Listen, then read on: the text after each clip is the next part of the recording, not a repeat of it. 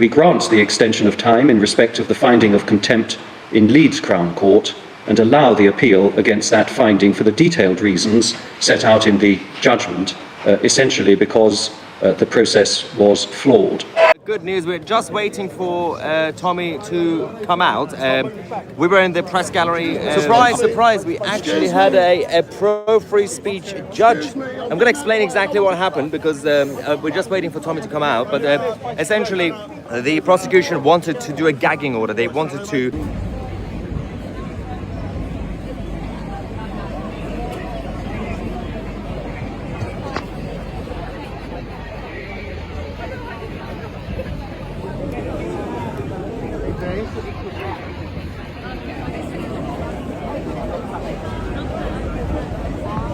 The United Kingdom is teetering on the edge of total chaos.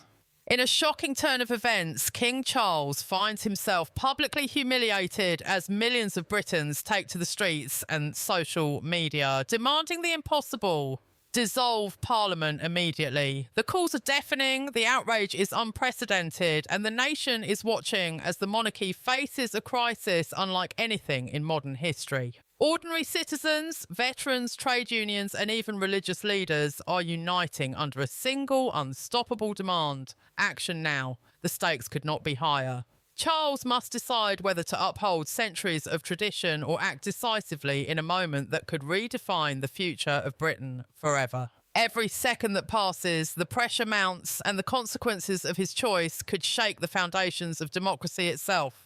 Within hours of a single provocative message going viral, the UK erupted into political turmoil. A banner displayed on a major motorway demanded, "Charles, dissolve Parliament."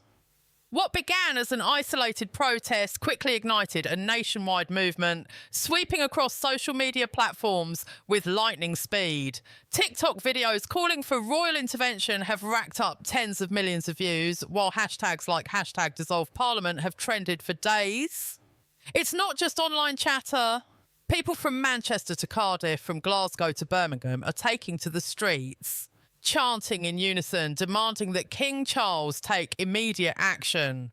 These are not fringe extremists. They are everyday citizens, workers, pensioners, and families who feel abandoned by a government they no longer trust. Public approval of Parliament has collapsed to historic lows.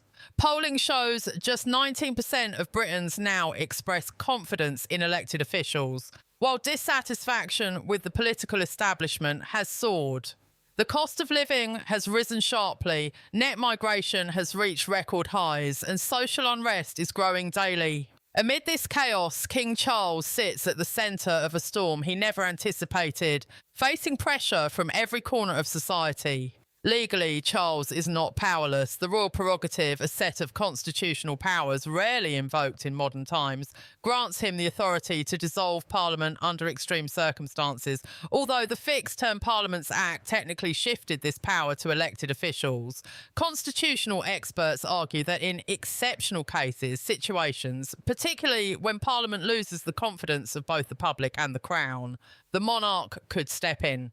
This legal grey area makes the current crisis explosive. Charles is now confronted with a choice few monarchs have ever faced: remain silent and risk irrelevance, or intervene and risk accusations of authoritarianism. The stakes are enormous.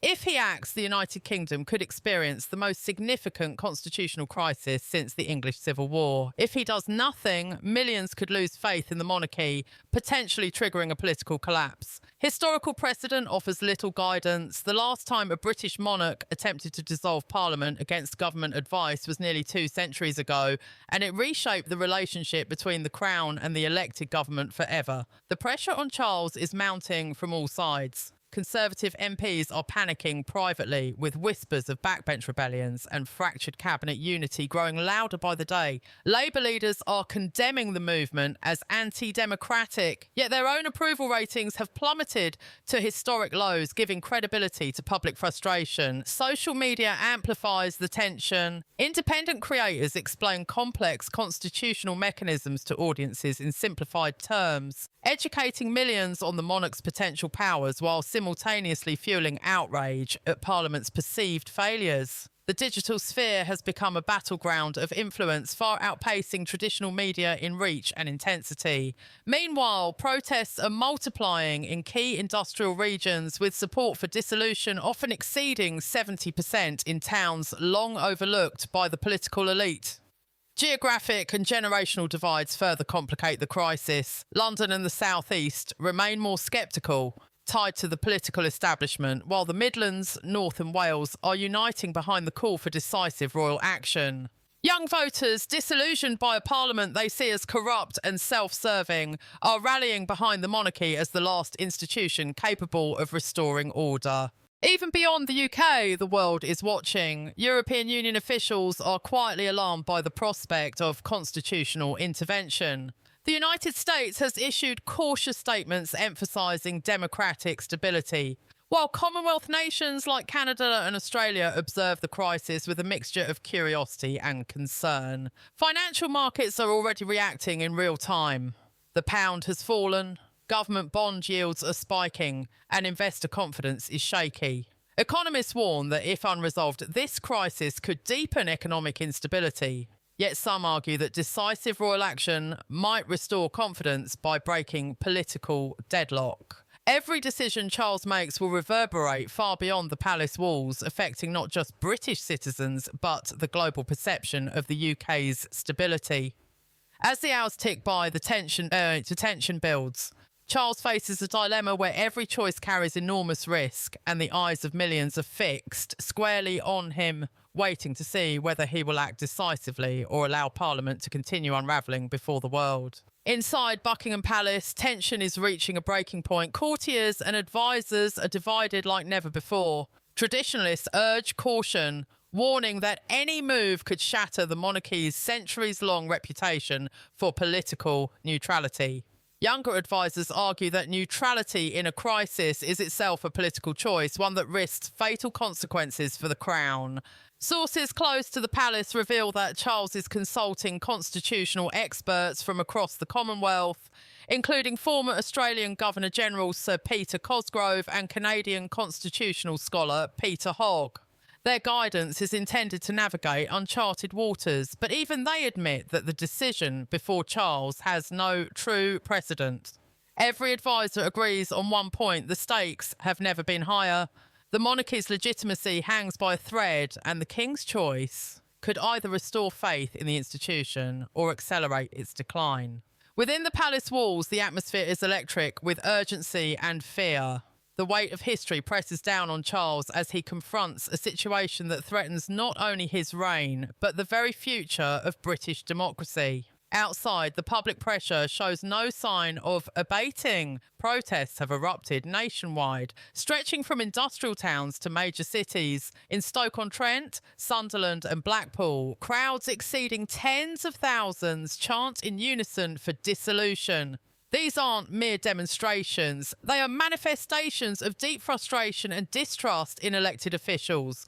Polling data confirms the scale of public unrest. Across working-class regions, support for dissolving Parliament has surged past 70%, while nationwide, 43% of citizens openly back the call for royal intervention. Even traditional monarchists, who typically advocate caution and respect for convention, are now publicly urging Charles to act. The message is clear. The monarchy must either lead decisively or risk being viewed as irrelevant, powerless and disconnected from the people it was meant to serve. Meanwhile, social media amplifies the movement at an unprecedented pace. Independent content creators break down legal arguments and historical precedents in ways that resonate with ordinary citizens, driving millions to engage, share and mobilise in support of royal intervention. TikTok, Instagram, YouTube and X, formerly Twitter, have become echo chambers of frustration, education and outrage, with viral posts challenging traditional narratives and further inflaming public sentiment. The digital surge has left mainstream media scrambling, attempting to respond to a story that is increasingly shaped by the people, not political editors or official channels. Inside Parliament, the pressure is mounting as well. Cabinet unity is fracturing, with backbench MPs openly questioning the government's legitimacy and effectiveness. Some Conservatives quietly suggest that early elections might be inevitable, while Labour politicians dismiss the calls for dissolution as dangerous populism, even as their approval ratings plummet to record lows. Parliament itself is paralysed by indecision, unable to address the swelling public unrest. This legislative gridlock has only fuelled the argument that extraordinary times require extraordinary measures, a phrase increasingly cited by citizens, media commentators, and political analysts alike. The political vacuum has created a sense of urgency unlike anything modern Britain has seen, with public trust eroding at a staggering rate. The consequence is a society on edge, divided between those who fear royal intervention as a threat to democracy and those who see it as the only mechanism to restore order and accountability. Every day that passes without action increases the perception that the monarchy itself may be the last institution capable of safeguarding the nation from its political collapse. Economic instability compounds the crisis. The pound has dropped sharply in response to rising uncertainty. Government bond yields have spiked, and international investors are withdrawing billions from British markets. The FTSE 100 has fallen, reflecting mounting concerns about political paralysis and potential constitutional upheaval. Analysts warn that the longer Parliament remains immobilised, the greater the economic fallout. Yet some economists argue that a decisive intervention by the monarch could paradoxically stabilise markets, offering a reset that restores confidence by breaking the deadlock. Social unrest and economic anxiety are intertwined. Widespread dissatisfaction with Parliament has created fertile ground for a movement that cuts across party lines, demographics, and geography. The monarchy, long seen as ceremonial, now faces the extraordinary responsibility of serving as a stabilising force at a moment when traditional governance appears incapable of responding effectively to the public's demands. The pressure is compounded by generational and regional divides. Younger voters, disillusioned by politicians they see as self-serving and corrupt, are rallying behind dissolution as a means to reclaim influence over a system they perceive as broken. Meanwhile, older voters, many with deep respect for constitutional tradition, are torn between loyalty to the Crown and adherence to established norms. This unprecedented coalition of support and dissent has left Charles navigating a minefield where every decision carries the potential to reshape both public perception and historical legacy. The international spotlight only magnifies the crisis. EU officials privately warn of the implications for regional stability, while leaders in Canada, Australia, and other Commonwealth nations monitor the situation closely, aware that Britain's precedent could influence their own constitutional debates.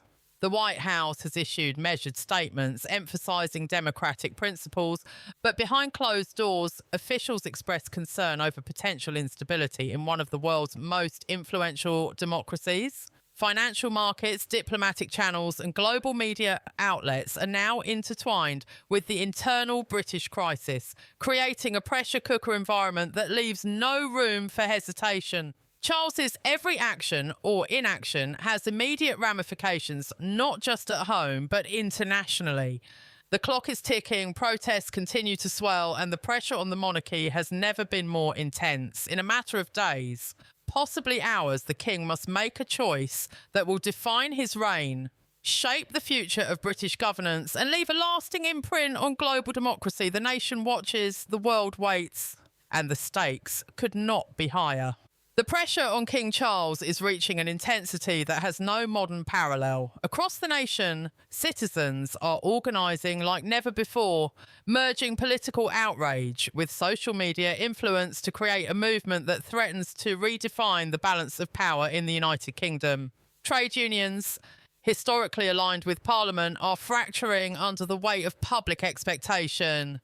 Unite the Union's executive committee held emergency meetings, with some leaders quietly admitting that dissolution might be the only solution to a government that has lost touch with the people. The GMB union has gone further, with General Secretary Gary Smith openly stating that Parliament no longer represents working families. Even military veterans traditionally loyal to the Crown have taken to organising rallies supporting royal intervention. Over 15,000 former service members have signed petitions urging Charles to act, arguing that their oath to the Crown sometimes supersedes loyalty to a Parliament they believe has failed the nation. These pressures, both public and institutional, converge into an unprecedented dilemma. The King must decide between upholding centuries of constitutional precedent or exercising extraordinary power in a time of unparalleled crisis. Charles is caught in an impossible dilemma. If he acts, he risks accusations of authoritarianism from politicians, media outlets, and international observers. If he remains passive, he risks eroding the monarchy's legitimacy entirely. Polling underscores the intensity of the situation. 43% of Britons support the King dissolving Parliament, with support among working class voters reaching 67%. Shockingly, 38% of citizens have expressed willingness to abolish the monarchy entirely if Charles refuses to intervene. The numbers are staggering and the implications clear. The monarchy's survival hinges on one man's decision. Behind palace doors, advisors are split. Some warn that any public action could destroy decades of careful political neutrality. Others argue that neutrality in a crisis is itself a political stance, potentially fatal to the monarchy. Every consultation, every piece of legal advice, every public sentiment report only amplifies the stakes. The monarch is no longer a ceremonial figure. He is the central actor in a drama that could reshape Britain's future. The economic fallout adds yet another layer of tension. Since the calls for dissolution began, the pound has dropped at 3%. Government bond yields have surged to levels not seen since the brief Liz Truss administration, and the FTSE 100 has fallen 7%. International investors are nervous, pulling billions from British assets. Analysts warn that the longer Parliament remains paralysed, the greater the economic destabilisation. Yet some experts argue that decisive royal intervention could paradoxically stabilise the markets, ending the deadlock and restoring confidence in a system that seems incapable of self-correction. The stakes are not merely financial, they are societal, political and existential. The UK faces potential unrest on multiple fronts, and the monarchy is now the institution most capable of providing leadership in a vacuum of trust. The media landscape reflects the split between tradition and populism. Mainstream outlets largely condemn the dissolution movement, calling it a threat to democracy, yet independent creators have mobilised millions of citizens with viral content explaining constitutional prerogatives and legal possibilities. Social media has become a battlefield where public sentiment grows more intense by the hour. YouTube, TikTok and Instagram creators are breaking down centuries-old constitutional law in ways ordinary citizens can understand, providing both education and ammunition to a growing movement. The digital revolution has amplified the crisis to levels unimaginable just a decade ago, and the traditional media cannot keep pace. This divide between established institutions and the energised public has created a perfect storm where every statement, every decision and every delay carries immense consequences. Regional and demographic factors further complicate the crisis. London and the South East, closely tied to the political establishment, show lower levels of support for royal intervention, while the Midlands, North and Wales consistently report support exceeding 60%. Former industrial towns display support often above 75%. Reflecting decades of political neglect and economic decline. Generational differences are also stark.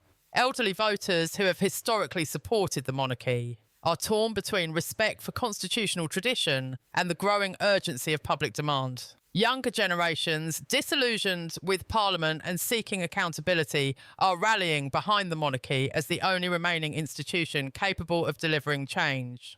The social, economic and political forces converging on Charles create a perfect storm. One misstep could irreparably damage public confidence, yet decisive inaction risks the crown itself. International observers are similarly captivated, recognising that the UK's constitutional experiment could set a precedent affecting monarchies and democracies worldwide.